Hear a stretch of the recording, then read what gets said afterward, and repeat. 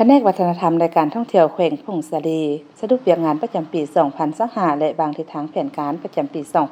2026 ตอนบ่ายของวันที่ 6 มีนาคม 2026 นี้ที่ห้องประชุมชั้น 3 สำนักงานปกครองแขวงแผนกวัฒนธรรมในการท่องเที่ยวแขวงพงศาลีได้จัดกองประชุมสรุปการจัดตั้งปฏิบัติเวียกงานประจำปี 2025และบางทิศทางแผนการประจำปี 2026 โดยการเป็นประธานร่วมของท่านอู่คำตุลพันธ์กรรมการประจำแขวงห้องประธานคณะกรรมการปกครองแขวงผู้สินำของเขตวัฒนธรรมสังคมขันแขวงมีท่านอ่อนคำอินแสงกรรมการแขวงหัวหน้าแผนกวัฒนธรรมในการท่องเที่ยวแขวงพงศาลีมีบรรดาหัวหน้าห้องหัวหน้าแผนกการองค์การอมข้างแขวงบรรดาคณะกรรมการปกครองเมืองและห้องการวัฒนธรรมในการท่องเที่ยว7เมือง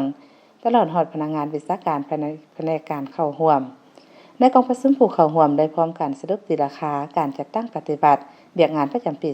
2025และทิศทางแผนการประจำปี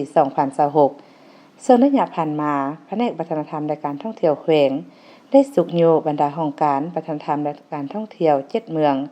สร้างบ้านวัฒนธรรมได้12บ้านเทียบใส่แผนการปีปฏิบัติได้ 42.86 ส่วนห้อยสร้างครอบครัววัฒนธรรมได้917ครอบครัวเทียบใส่แผนการปีปฏิบัติได้ 52.40 ส่วนห้อยพลเมือง 5,441 คนหญิง 2,585 คนในนี้ขึ้นกับเมืองบุญไตมี4บ้านคือบ้านจ่าแมะบ้านอาญาบ้านเสียงกลางเก่าและบ้านปางไข่ขึ้นกับเมืองใหม่มี2บ้านบ้านแสนเงินและบ้านองค์พรุขึ้นกับเมืองบุญเหนือมี2บ้านคือบ้านห้วยกัดบ้านน้ำหอยขึ้นกับเมืองพงศาลีมี1บ้านคือบ้านสามัคคีไซขึ้นกับเมืองยอดอูมี1บ้านคือบ้านห้วยอูและขึ้นกับเมืองขัวมี2บ้านบ้านอมทับบ้านภูเวียงซึ่งปัจจุบันทั่วแขวงมีครอบครัววัฒนธรรม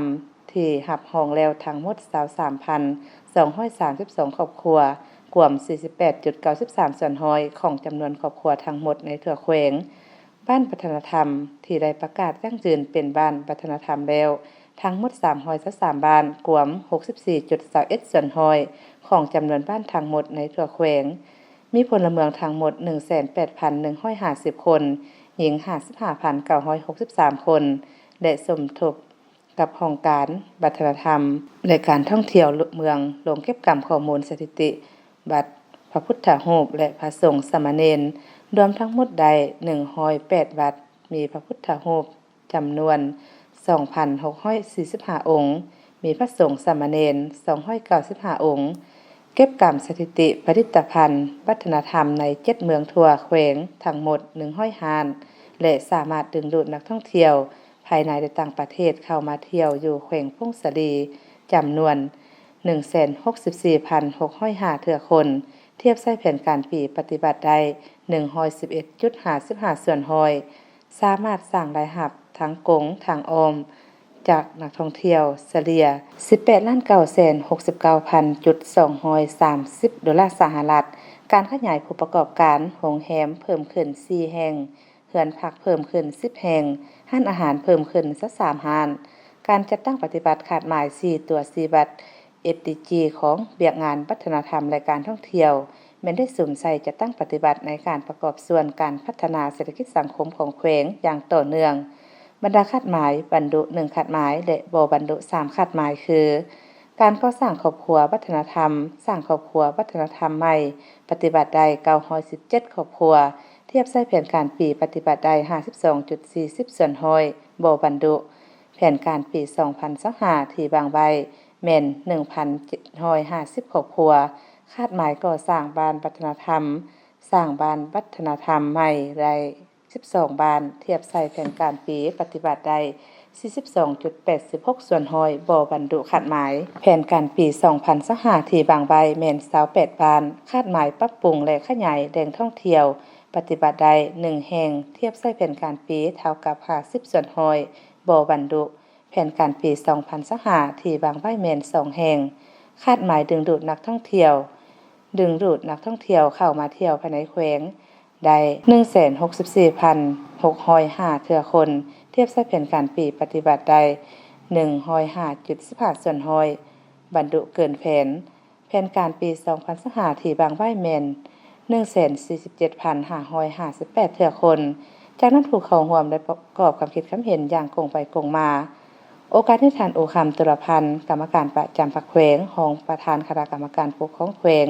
ผู้สินำของเขตวัฒนธรรมสังคมขันแขวง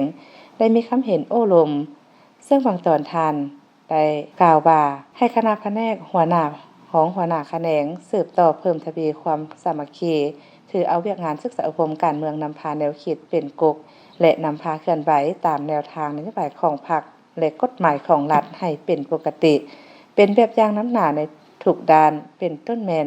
การค้นคว้ากำแน่นเสื่อมซึมแนวทางนโยบายมติและนิติกรรมต่างๆทั้งอันรวมและอันเฉพาะที่บ่พันถึงหน้าที่ความรับผิดชอบของแผนกวัฒนธรรมและการท่องเที่ยวแขวง